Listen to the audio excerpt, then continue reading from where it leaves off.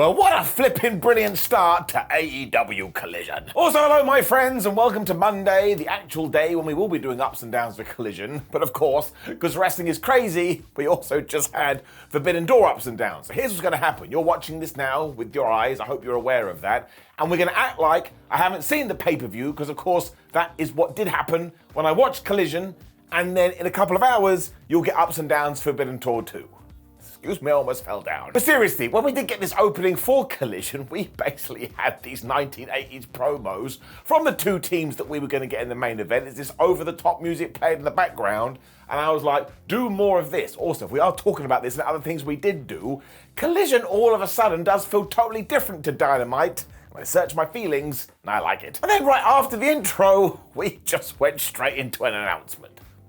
Horse noise. Well, it felt that way anyway, because Tony Schiavone was in the ring going, oh man, we should find out who Darby Allin and Sting's partner's gonna be. And just when he was about to bring them out, you already know what happened, Chris Jericho came out instead, which means he must have been literally behind the curtain going, haha, watch this. He had Suzuki with him too, but no Sammy Guevara, because Jericho was all like, oh, he didn't turn up tonight because he's jealous of my new friendship with Sook over there. And then he proved that, and they did their own special handshake. And I was like, I'm sorry. If Minoru Suzuki is all right with goofy wrestling, then everybody should stand up and shout, goofy wrestling for life. Chris then decided all of a sudden that Tony Schiavone must have all the secrets. So just as he was about to smash him up, all of a sudden Darby Allin and Sting were here. And Tony was so weird, because even though he was about to die, he still did his whole, it's Sting. I was like, man, that could have been your last words. Anyway, father and son did come to the squared circle, and Allin was all like, oh man, I'm so glad Guevara isn't here, because hopefully he is learning, although if he does turn up for the pay-per-view, I will kick his ass when they did reveal the third person of their team. Kind of saw this one coming, but it's damn good. It's flubbing Naito. And of course, he beat Jericho on Wrestle Kingdom a few years ago, and I don't think he's ever been on AEW before. So this is now the sixth man, and who can get mad at that? There's always going to be somebody, but that means you don't understand what the Forbidden Door show is all about. So we have to pretend again. I'm so excited for it. I've seen it. Point is, let's get it up. And yeah, look, I know it was a little bit like the opening promo on Monday Night Raw. Who cares? Sometimes you need it. And then we got a promo from Miro. I was so happy. He talked about being summoned back because he had been in exile, where he basically said, yeah, you know what, I kind of used to be the Redeemer, but you can take the powers that be, and you can take my wife, and I'm giving them all up. I thought, hot damn, he's doing a gimmick change. He also now walks alone, so maybe Dave Bautista is going to turn up. And here's what I think we should do, AEW, if you do want to listen to a bald buffoon, just go and give him all the world championships. Sounds good? Great. We'll shake on that. Up. Which brought us to Tanahashi versus Swerve Strickland. I'm going to keep saying stuff like this, but this was like having a Forbidden Door before Forbidden Door, so it was pre-Forbidden Door. What does that mean? And I know I get it, Tanahashi doesn't have knees anymore, but do you want to know why that is? Because he's given us 20 plus years of entertainment, and he's still so damn good, because he has this aura. And this Swerve Strickland man, I tell you, one day he's going to get a proper push, and everyone's going to do a 360 and go, oh man, he's really good at this wrestling shit. The Ace did smash him with a reverse crossbody before he started doing his air guitar stuff, when I think Strickland kind of got this fake instrument, and he started doing it too. So Tanahashi was like, well, I don't like that, and he whacked him. Swerve then crotched Tanner before he did take control, and he just pump kicked him right in the face. I was like, wait a minute, this is Tanahashi we're talking about, can we not be nicer to it? Despite his ailments though, he was still able to hit a somersault senton when all of a sudden Strickland came back and busted some faces. That's right, he hit a face buster. It didn't work though, because kapow, there was the dragon screw leg whip. You love to see it. There's also this great near fall where Tanahashi went for the high five flow, but Swerve turned it into the most devastating move in all of sports entertainment, the surprise roll up, as it says here on my t-shirt. But come on man, as I've already told you, Tanahashi is a legend, he don't fall for that no more. Thing is though, he basically got up after this, and he did go a little bit wibbly wobbly on the top rope, but he stood on 10 of the turnbuckle, he hit the high five flow, and he just got the 1, 2, 3. Once again, I searched my body. I'm like, I'm just enjoying all of this as I continue to do so when MJF's music started to play. This does technically count as his Collision debut, and I say technically because he wasn't actually here in person. He was watching on the big screen, And I just thought this was so smart. Because of course, even though this is for the AEW World title, there's no way it can close Forbidden Door because you've got Bryan Danielson and Okada and Will Ospreay and Omega. So instead, Friedman was like, look, I don't want to hang around for the entire show with a bunch of indie jabronis, so I will take you on, Tanahashi, but we gotta go on first. This was just the perfect justification. It was smart all around. Also, it was totally surreal. That's why I like these crossover events. In what universe were we ever meant to get MJF versus Tanahashi? Wasn't even his name. Hook it to my veins. Up. And going back to what we talked about earlier, when we did want to see some differences between Collision and Dynamite, well, the different monster then came up from the depths, up, and he ate us. Because it was Brody King versus Andrade, and because of everything Mr. El Tranquilo has been through recently, he had kind of taped up his pectoral area. This is my favorite part of professional wrestling, where you think, oh my gosh, I'm in a lot of pain. Why don't I wrap myself in cotton? He did have a plan too, because he low-bridged the monster before he threw him into the ring post, when he climbed up some nonsense and he did a crazy moonsault from up there too. And I was like, this dude is absolutely bonkers. Andrade then did the standard with this guy is really big, so I'm going to work over his legs. If he can't stand, his size has been negated. So Brody's like, oh, that's what you're going to do, is it? And he hit him so hard with a chop, even then, it kind of hurt me. Andrade then used this wounded leg to get back on top, and he hit the double knees in the corner to get the 1-2. Oh my gosh, he kicked out. But this is when Brody just picked him up and hit this DVD into the corner, where I reconsidered my own future. That's right. That's how horrible it looked. I was like, have I made the right choices? His knee then did buckle when he was going to finish this off, so of course Andrade went for the figure 4 leg lock, when Julia Hart just jumped on the apron and went, ha ha, I'm casting distraction. You think by now she'd been told not to come. It didn't work though, because Andrade was just like, well, how about I ignore you and continue to kick his ass, when Buddy Matthews turned up and he just attacked this guy right in front of the referee, who was like, that's a DQ. A DQ! These two then proceed to wreck Andrade when Malachi Black just appeared on the big screen and watched over them. I was like, that is weird. That is a weird sight to behold. But yes, Dynamite rarely ever does disqualifications, and my word has it paid off, because now when I saw this, I looked around the room like oodalali. Now we don't know what's going to happen going forward. Maybe we will keep them very, very rare like we do on Wednesday nights. But if you do want to do a little bit more, well, they are there. And it made perfect sense here, because now this feud between Andrade and the House of Black continues. Andrade needs 2 friends, and I'll be one. Actually, no, scratch that one. I don't want to take on Brody King. He'd kill me. What a night this was, people. Because here came Christian Cage. Of course, he was with Litrosaurus, but he didn't let this dinosaur talk at all. And he basically thinks he's the TNT champion.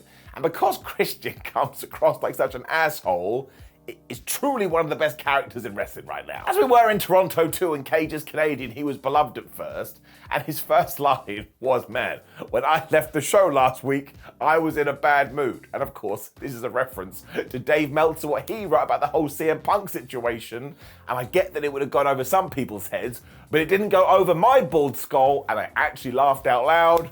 Bravo. He continued to manipulate it as well, and he was like, well, now I'm in a worse mood because I had to come to this dump, when he just went Wrestling Hill 101. But look, if it ain't broke, don't fix it. Everybody started to boo. Christian also was all like, man, we're not doing any more TNT Open challenges because we killed that one, when he even took a shot at Cody Rhodes. I'm like, this is great, man. Somebody just needs to give him a microphone every single week. He's terrific. The whole thing was designed to make you think that Christian thinks that he's the champion. Like, if this was the first wrestling show you'd ever watched, you wouldn't know the dinosaur actually holds the belt, but this is nice and simple storytelling. Eventually, he will be like, oh my gosh, I'm a T-Rex. He'll eat Christian's head, and maybe they can even do a little bit of a feud too. So I am going to give it an up. These two have terrific chemistry, and again, Christian is on a roll right now. I love him, and I love his damn turtlenecks. But then I had more promos for the Owen Hart Cup tournament, so I was just doing the Dance of Joy. And when Kojima got here to talk about his match with CM Punk, he actually said, I'm gonna kill you, you idiot. Somebody please give him a prize. Also, it does mean we get to bring it down. There is the death counter. Although I've had a little bit of thought about this, and I'm going to change it to the crime counter, because it just means we can bring in more of this stuff. And of course, it rolls up to 6. In any other walk of life, if I go, you're an idiot, I'm going to kill you, I get arrested. In wrestling, morons like me laugh at it. It's a crazy, crazy world. Given that we were talking about the Owen Hart Cup too, we also got reminded that Sky Blue managed to progress this week. While I don't think she's going to win it, this was very nice. We also did use it as a segue for another Owen Hart Cup tournament match, because it was Willow Nightingale versus Nyla Rose. So I crossed my arms, I was like, well, there's no way I'm not gonna like this. They are two of my favorites. Rose just started to smack Willow around to begin with while jaw-jacking, and I do what I usually do. I'm like, man, I tell you, we need to feature Nyla Rose more. When Nightingale cartwheeled out of a whip, and she hit an enziguri. And I was like, oh my gosh, I can't believe what I'm seeing right now. It's jacked women hitting women slabs. That didn't work. But then got a test of strength, so once again I was just on the floor because I need more of this in my life. When Willow was like, why don't we have a little bit of 2023 wrestling? And she went for the most devastating move in all of sports entertainment, the surprise roll-up. Got a 2. This is of course when Marina Shafir, who had come out with Nyla, started casting distraction. And even though Willow tried to hit a bomb of power, Nyla was like, no, you're in problem town now, child. And she smashed her with a Gorda Buster. Nightingale kicked out of that, so Rose was like, all right, well now I'm gonna hit you with the Beast Bomb. But instead, Willow Nightingale reversed this. She hit the Babe with a powerbomb instead. And this looked great. I mean, they pulled this off so damn well. It got a massive response from the crowd because of course it would. It was so damn intense and impactful. Willow gets the 3. She's going through. She should probably win the damn thing. These two rule up. We also carried on the feud with the Outcasts. They are for real. Because they were out here afterwards. They were going to beat up Willow Nightingale when Sky Blue was here as well because they're friends. And she chased them off with a chair. And of course, we're going to do that match last night. Damn it, this doesn't work. And we got a backstage interview with none other than Scorpio Sky.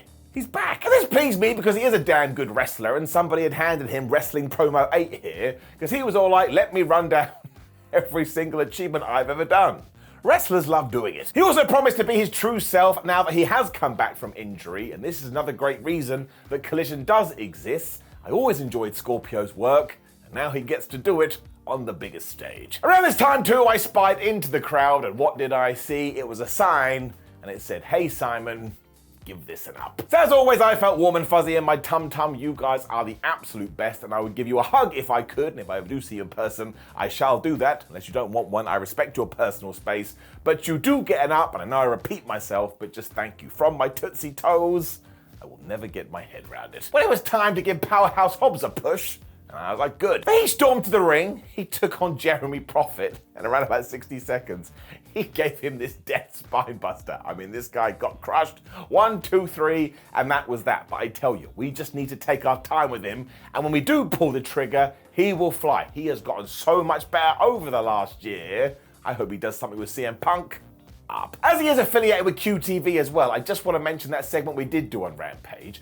Everybody was moaning about it all week, and I thought it was terrific, especially because Anthony Bowens, after Harley Cameron came on with him, told the crowd, by the way, I'm gay, and everybody celebrated this, and I kid you not, it is one of the best things I have ever seen. While watching professional wrestling, this is the kind of TLC we need, because it doesn't matter what your sexual orientation is, what the color of your skin is, your religion, your creed, you are allowed into this crazy world. Honestly, could have shed a tear, brilliant. Which does tie into our main event, and look, say whatever you want about CM Punk, but this dude comes across like such a big deal. Especially in Toronto, because as Kevin Kelly said, well, we ain't in Chicago no more, and he got 50% boos, and he got 50% cheers. Now, of course, this may be crazy Canadian fans, as WWE always says, but it actually doesn't matter, because his music did hit, and because he just generates so much noise, you're just captivated by the man, and he was enjoying this, and he fought back, but he also kind of, reached out to the people that did love him. It is such a good dynamic, and if this keeps happening, he's gonna be a massive asset to anyone. But at one point, he even did the Hulk Hogan ear cup and dropped the leg drop, because of course, once again, we were in Toronto, and I also want to shout out Jay White throughout this entire thing. He was brilliant, including at the start, where he tagged in like, all right, Punk, let's go. And he went, no, I don't want to do it. And he tagged in Juice Robinson instead. Juice, too, has finally found his feet in AEW and is actually hilarious. And that's when we have to turn to the guns. I don't know who decided that when they did their entrance, they should spit out water like they're firing bullets. But I told you about 6 months ago they had the best entrance in all of professional wrestling, and now they've added to it, and they just get better and better and better. And we know that FTR kick all the ass. We know that Ricky Starks is brilliant. Honestly, you gotta go watch this. It was a terrific match. Eventually, Jay and Punk did go at it too, and I was like, oh man, please be our first singles program, because there's something here. And after they both went for their finishes, dun dun dun, turn.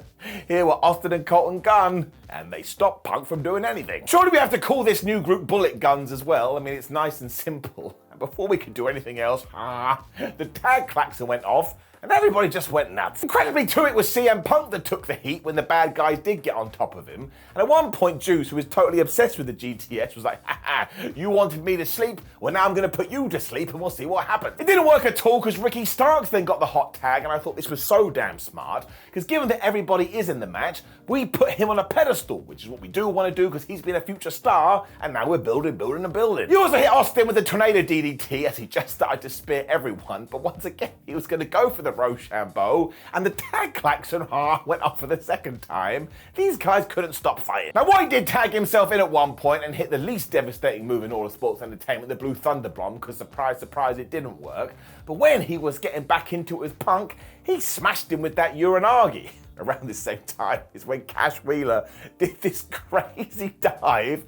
I mean, that dude went flying. It got so out of control that even though Rick did have this match won, when he went to try and calm things down, Juice Robinson pitched up. He smacked him right in the face. The ref didn't see it, meaning Starks went right into the Blade Runner. 1, 2, 3, and Jay White, as far as I'm concerned, just got a massive win, as did this entire team. I mean, because of the noise and the atmosphere and everything else, it really did feel like a big deal. We also made sure that you walked away going, well, surely Austin, Colton, Jay, and Juice have all got together, again, calling them the Bullet Guns or the Gun Bullets, whatever I said. And this was a terrific 2 hours of professional wrestling, and it has got me so damn pumped for AEW and the Forbidden Door show, which I definitely haven't seen. Which does bring us to the end of only the second ever Collision, and yeah, honestly, has some serious momentum.